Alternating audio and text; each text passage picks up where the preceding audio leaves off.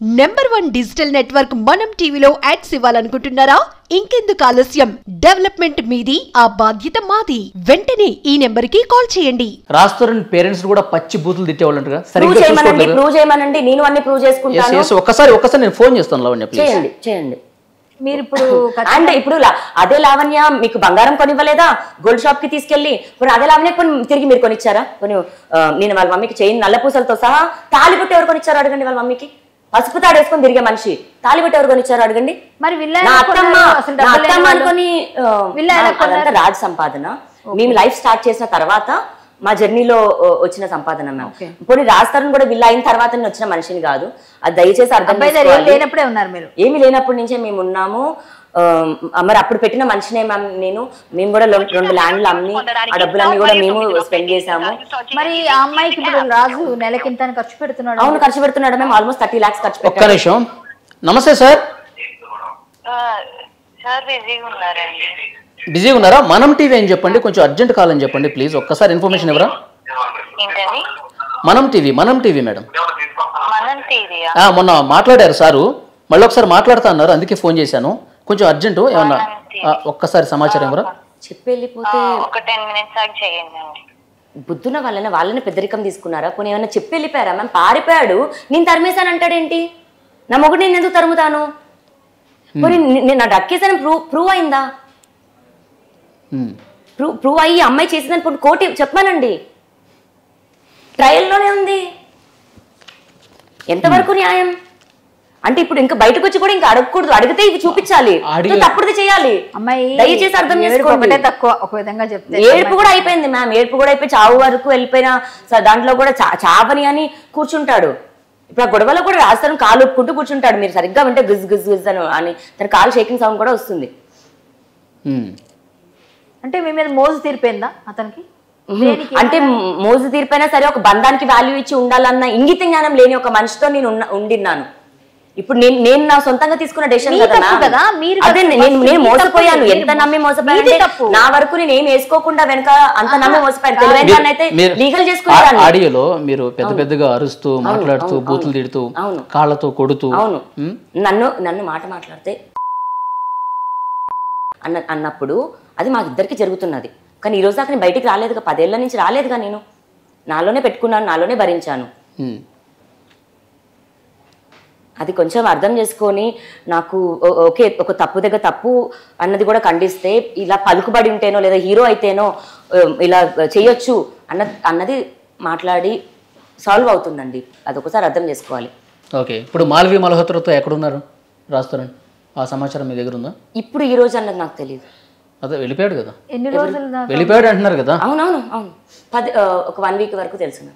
మీ 1 week కూడా చండీగఢ్ హోటల్లో ఉన్నారు వాళ్ళిద్దరు. మీరు మాట్లాడారు అమ్మాయితో? మాట్లాడారు, చాలా సార్లు నీ కాళ్ళు పట్టుకుంటాను, నా ఇల్లు కొలాప్స్ అయిపోతుంది. ఇప్పుడు అఫేర్స్ అన్నవి కూడా ఎవరికైనా ఉంటాయి. నేను అఫేర్ ఉందని కూడా ఈ రోజు బయటకు వచ్చి అతను నేమ్ బ్యాడ్ చేయాలన్నది కూడా ఏదో చేయట్లేదు. సంసారం కూలిపోతుంది. ఇక్కడ మాకంటూ మేము బిల్డ్ చేసుకుని ఒక ప్రపంచం ఉంది. దాంట్లో 15 కుక్కలు ఉన్నాయి. మరి ఆ కుక్కలు ప్రతిసారి తీసుకొచ్చి ఇది అని తీసుకొస్తాడు మ్యామ్. ఇంకా తనకి ఏది ఇష్టమైతే నాకు అది ఇష్టం. తనకి ఏదైతే అది నేను అంత యాక్సెప్ట్ చేసి ఉన్న మనిషిని నేను. ఇప్పుడు 15 కుక్కలు డాడీ పనోళ్ళు ఉంటారు చాలా సింపుల్ గా అని అంటారు. మొన్న మీ మామగారితో మేము మాట్లాడినప్పుడు పనోళ్ళు ఉంటారు, ఇదంటే పనోళ్ళు క్లీనింగ్ వరకు విన్నానండి. అది అద్భుతమైన మాటలు నేను విన్నాను. ఆయన ఏమన్నారు తెలుసా? ఎవరెవరు వస్తున్నారు కదరా అని చెప్పేసి అంటే నా కళ్ళ ముందే తెచ్చుకుంటుంది అని చెప్పేసి రాస్తారు. అది తండ్రి కొడుకులు ఎంత అద్భుతమైన సంభాషణ మాట్లాడుకొని ఇలా ప్లాన్డ్ గా మాట్లాడుకున్నారు. అంటే అంటే మా సంసారం గురించి మేము ఏ రోజు గదిలో సంసారం చేశామని ఒక టాపిక్ ది వాళ్ళ కొడుకు వచ్చి 2017 అని అనగానే మరి తండ్రి కూడా అదే డేట్ ఫాలో అయిపోతున్నాడు అండి. బాగా చూసినట్టు గదిలో మేము ఏం చేస్తున్నామని ఏం అర్థం కావాలి. ఆ మాత్రం ఒళ్ళు రక్తం మరుగుతుంది నాకు. ఏంటది? ఏం చూశాడు వాళ్ళ డాడీ? ఏం చూశాడు? మీరు పచ్చిబూతులు తిట్టింది వాస్తవమా? ఇంకా ఇప్పుడు అదంటే మరి ఇప్పుడు నన్ను తిట్టినవి వాస్తవం అంటే ఇప్పుడు ఏమనాలి? ఇప్పుడు నేను ఒకటే, వైఫ్ అండ్ హస్బెండ్ మేము తిట్టుకుంటాం కొట్టుకుంటాం అని అది మనం కూడా కన్సిడర్ చేయాలి. ఎందుకంటే వాళ్ళిద్దరు కలిసి ఉన్నారు కాబట్టి తిట్టుకుంటారు కొట్టుకుంటారండి. కానీ అమ్మాయి కొంచెం ఏంటంటే అంత క్లోజ్నెస్ వల్ల తిట్టిందో ఇంకోటో వాళ్ళిద్దరు తేల్చుకోవాలి. మనం మాట్లాడాల్సింది ఈ అమ్మాయి విక్టిమ్ గా ఉంది, ఎక్కడ మనకి రాంగ్ ఉందో ఆ పాయింట్. ఇప్పుడు శేఖర్ భాష ఇన్ని అలిగేషన్ చేస్తూ ఇన్ని ప్రూఫ్స్ చూపిస్తున్నా అని చెప్పేసి అంటున్నాడు కదా, ప్రతి మీడియాకి ఆయన తిరుగుతున్నారు కదా, మీరు ఏం చెప్పదలుచుకున్నారు ఆయనకి? మీకు సంబంధం లేని ఒక విషయం ఇది. ఇప్పుడు కూడా నేను అక్కడ మా లాయర్ ఆల్రెడీ డ్రాఫ్ట్ చేస్తున్నారండి. నేను కానీ అతని మీద ఫైట్ చేయాలన్నది అయితే నా ఉద్దేశం కాదు. ఇప్పుడు అతని మీద ఫైట్ చేసేది కూడా నాకు డైవర్టే అవుతుంది మ్యామ్. మెయిన్ వెళ్ళేది తప్పు అవుతుంది. ఇప్పుడు మెయిన్ వెళ్ళకుండా ఇటు శేఖర్ భాష గారు కానీ ఫైట్ చేయాలి అబ్బాయి మీద కూడా. ఎందుకంటే ఇంటర్వ్యూలో ఉన్నారా? నా ఎదురుగా లావణ్య ఉన్నారు, మాట్లాడగలరా? ఇంటర్వ్యూలో ఉన్నారా? ఓకే ఫైన్, మళ్ళీ చేస్తా. ఆయన కూడా ఇంటర్వ్యూలో ఉన్నారు. ఇప్పుడు మరి అదే కేసు తీసుకొచ్చిన ఇది మరి నాది మాట్లాడిన వ్యక్తి మరి అదే అడగడం మర్చిపోయాను. శేఖర్ భాష కేసెస్ ఏంటి చెప్పండి ఒకసారి.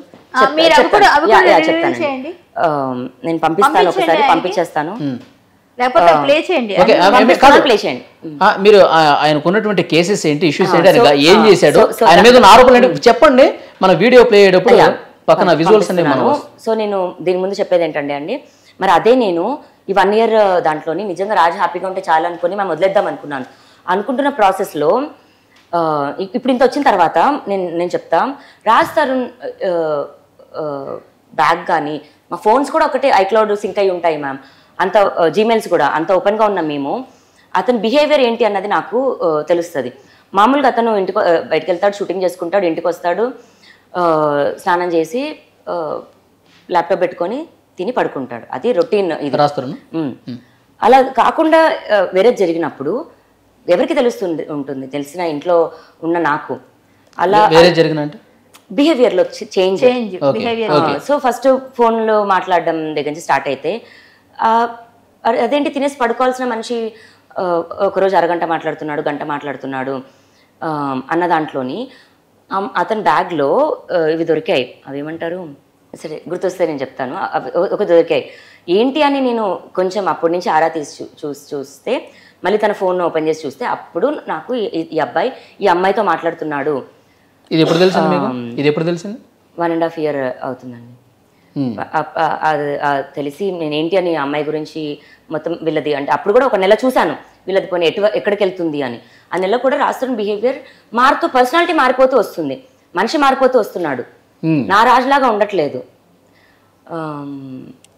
అది టాబ్లెట్స్ మ్యామ్, ఇది టాబ్లెట్స్ ఉన్నాయి తన బ్యాగ్లో, which I never saw in my life. Even with him అతను క్యారీ చేయడం కూడా 9-10 years ఎప్పుడూ లేదు. ఇతని దగ్గర ఇవెందుకు ఉన్నాయి అన్ని నేను ఇది చూస్తే మరి ఆమెకి ఇప్పుడు జరుగుతున్న నా ప్రాసెస్లో she's more into sexual ఇది అన్న దాంట్లోని మరి ఉన్నాయో తెలియదు నాకు. అది నేను చూసిన రోజున నాకు మాల్వి అనేది నాకు ఎన్కౌంటర్ అయింది లైఫ్లో. నాకు అప్పటి వరకు పోనీ అఫేర్ ఉంటేనో వచ్చి మాట్లాడాలని కూడా ఏం లేదండి. ఇంకా ఒకే రంగుల ప్రపంచమో లేకపోతే సినిమా ఫీల్డ్ ఉంటుందో లేదా ఏడ్చుకోనో గొడవపడో ఉంటది. కానీ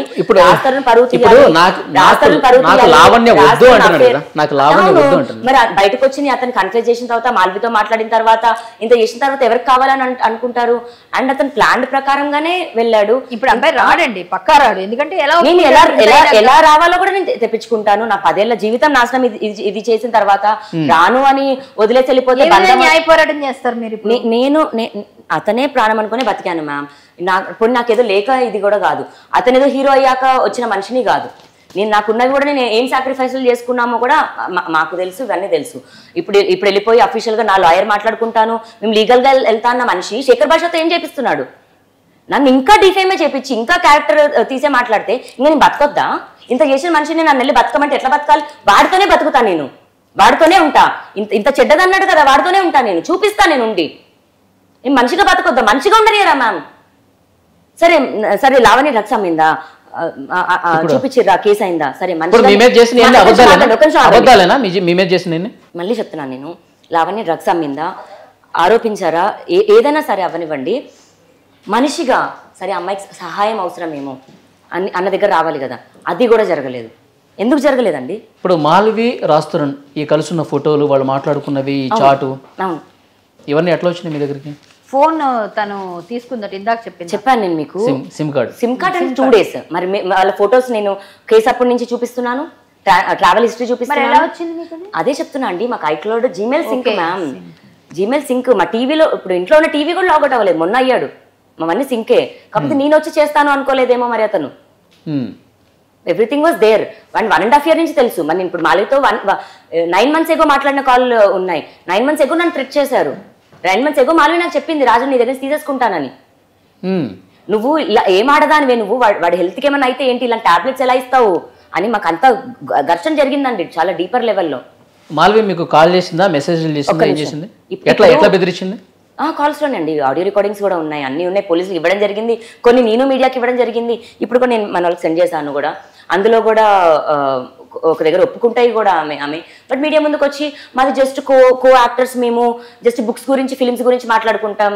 ఎందుకు మాట్లాడాలి మ్యామ్? మరి ఉందని మాట్లాడమనండి. ఎవరైనా పోనీ అది అడుగుతున్నారా? ఒక్కరు అడిగిర్రా? నేను ఎవిడెన్స్లు ఇచ్చిన, కేసు ఫైల్ అయింది. మరి అటు వెళ్ళి అడగండి, ఎందుకు అడుగుతలేరు? నేను వెళ్ళి కూర్చుంటే వాళ్ళ ఇంటి ముందు మ్యామ్. 10 సంవత్సరాలు నాతో ఉన్న మనిషి, ఒక ఇంట్లో ఉన్న మనిషి ఇప్పుడు లేడు అని వెళ్ళిపోయి మా లీగల్ ఇదంటే ఎట్లా అయితే పోతుంది? ఎందుకు? అమ్మాయి ఎంత ధైర్యంగా వచ్చి అన్ని చెప్తుంది. నేను అన్ని నాకు పెట్టిన వాటికి నేను డైరెక్ట్ గా ఆన్సర్ ఇస్తానంటుంది.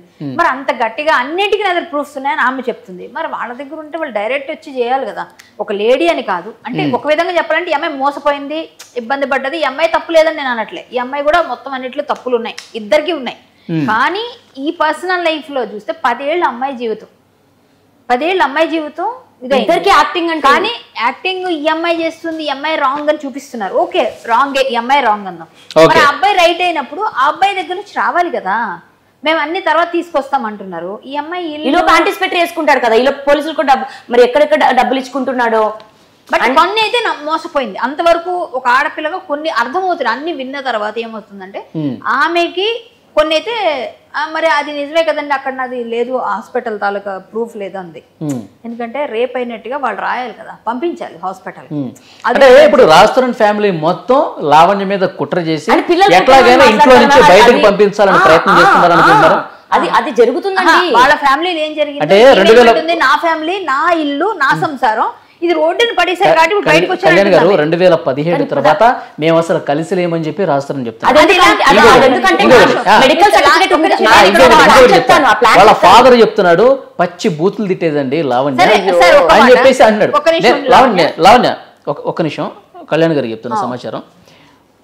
17 నుంచి మేము అసలు కలిసిలేము, పూర్తిగా దూరం ఉన్నాము. ఈమెకి నానా రకాల అలవాట్లు ఉన్నాయి, ఇష్టం వచ్చినట్టుగా హింసిస్తుంది, కొడుతుంది, అందుకే డ్రగ్స్ కేసులో ఉంది. నేను మంచిగా నా కెరీర్ నేను చూసుకుంటున్నాను, నేను దూరంగా ఉన్నామని చెప్పేసి వెళ్ళిపోయానని చెప్పేసి ఆయన అంటున్నాడు.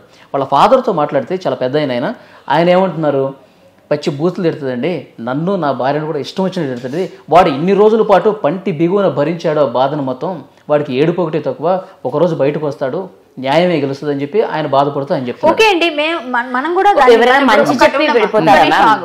ఇప్పుడు ఈ అమ్మాయి చెప్పిన వైపు వెర్షన్ నిన్నమన్నటి వరకు ఒక వెర్షన్ విన్నాం, అతను ఆయన చెప్పేశాడు. ఆ అబ్బాయి ఈ అమ్మాయి చెప్పిన దానిలో కొన్ని క్వశ్చన్స్ రైజ్ అవుతున్నాయి, ఇక్కడ కూడా వింటున్నాం. ఇప్పుడు వాళ్ళ ఫాదర్ వెర్షన్ ఎలా ఉంటుందంటే, ఏ తండ్రి అయినా కొడుకుని సేవ్ చేయాలనుకుంటారు, కొడుకుని బయట వేయరు, ఇది ఒప్పుకోవాలి మనం. అలా అని చెప్పి కొడుకు, ఇప్పుడు ఆమె ఏమంటుంది, 3 months వరకు కలిసి ఉన్నాం, మొన్న 3-4 months వరకు. ఇప్పుడు ఈ అమ్మాయి 3 months కిందట కలిసి ఉన్నామని ప్రూఫ్స్ తీసుకొచ్చింది అనుకోండి, మరి అబ్బాయి 17లో విడిపోమన్నది అబద్ధం అక్కడ తేలిపోతుందిగా. అదే ఈ ప్రూఫ్సే కావాలి, ఆ ప్రూఫ్సే అమ్మాయి ఇస్తానంటుంది కదా. ఇప్పుడు మనం అదే అంటున్నాం, ప్రూఫ్స్ ఇస్తే ఈ మీద రైట్ అవుతుందండి, ప్రూఫ్స్ ఇవ్వకపోతేనే అది వాళ్ళది రైట్ అవుతుంది. కానీ ఇక్కడ మస్తాన్ సాయి అనే అతను కీ రోల్ ప్లే చేశాడు. ఎలా ఆ FIR 23లో అయింది అన్నది వాళ్ళ వాదన.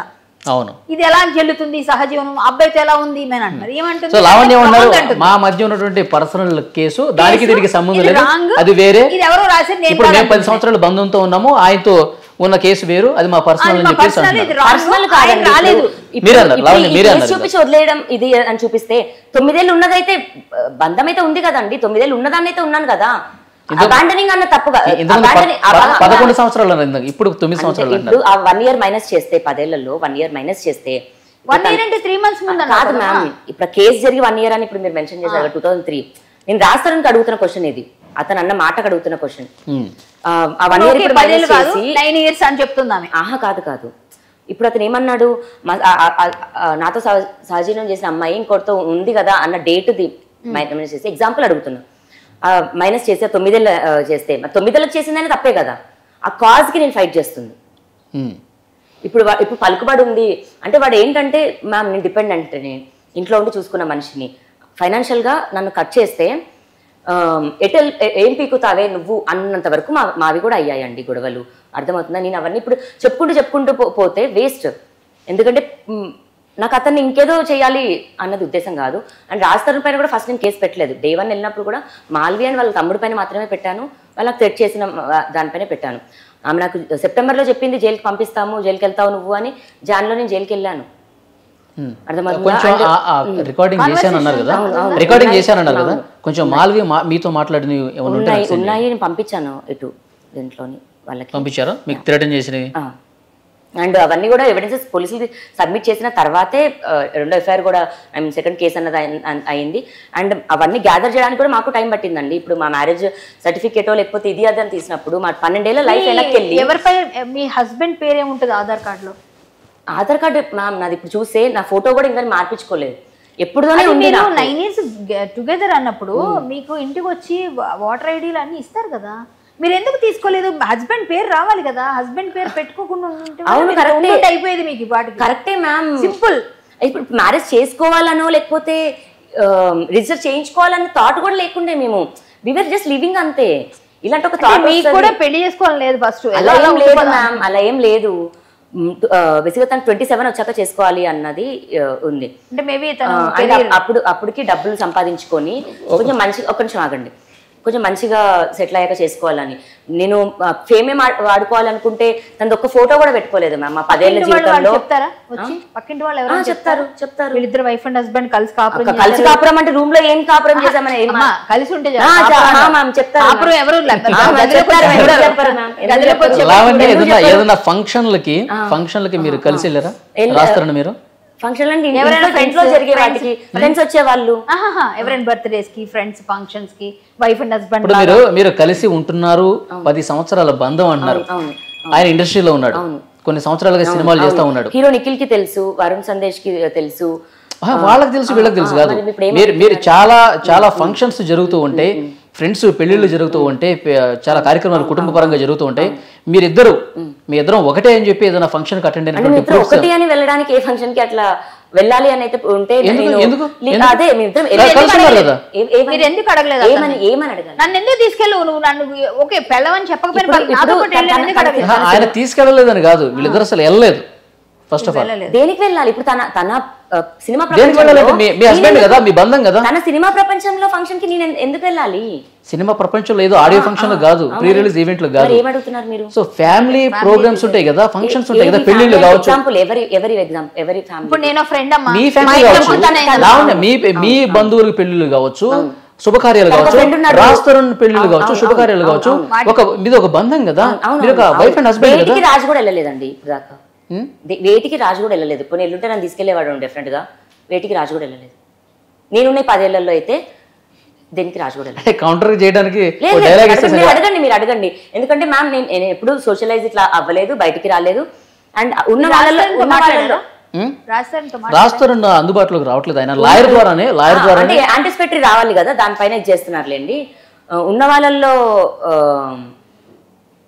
హీరో నిఖిల్ పెళ్లి మాత్రమే అయింది అనుకుంటా. హీరో నిఖిల్ పెళ్లికి రాజు ఒకడే వెళ్ళాడు అప్పటికప్పుడు. ఏదో మిగతా వాళ్ళు ఏటికి కూడా రాజు కూడా అటెండ్ అవ్వలేదు. మిగతా నాకు ఫ్రెండ్స్ కాదు, నాకు తెలియదు. మీ ఇద్దరు పెళ్ళయిందని కొంతమందికి కూడా తెలీదా? ఉన్నామని తెలుసు మ్యామ్. మా ఇంటికి ఎవరు వస్తారో వాళ్ళకే తెలుసు మ్యామ్. మా ప్రపంచం తెలిసిన వాళ్ళకే తెలుసు అంతే. సో మీరు డ్రింక్ చేస్తారా? యా మ్యామ్ చేస్తాం, చిన్నప్పటి నుంచి కలిసి మీ ఇద్దరు కలిసి తాగుతారు కాబట్టి. మీ బంగారం బ్యాంకులో ఇతర ప్రైవేటు సంస్థల్లో ఉన్న విడిపించి కొనబడను. కొమ్మూరి గోల్డ్, ఆంధ్ర మరియు తెలంగాణ.